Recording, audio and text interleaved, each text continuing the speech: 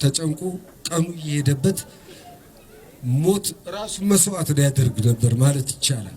በእውነት እኔ ራሱ ተጨንቄ ነበር። ለምን እኔ አይቀርም ለምን አይቀርብኝም ምናምን እስከማለት ደርሼ ነበር። የዚህን ያህል መስዋዕት የሚከፍል ልጅ ነው ይሄ ልጅ። አስቡት እንግዲህ የደረሱለት ቲክታከሮች ናቸው ከተለያየ ዓለም።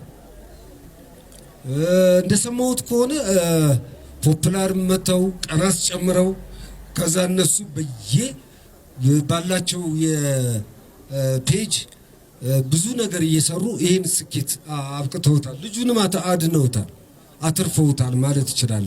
እና እኔ ለአዶናይ አንዴ ብታጨበጭቡልኝ ደስ ይለኛል በእውነት። በጣም የሚገርም ልጅ ነው።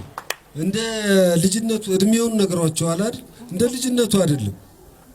በጣም ትልቅ ራዕይ ትልቅ ሐሳብ ያለው ልጅ ነው። ወደፊትም ትልቅ ነገር ይሰራል እርግጠኛ ነኝ። ደግሞ ከጎኑ ቆማለሁ ወደፊትም በሚያስፈልገው ሁኔታ። እውነቴን ነው አዶናይ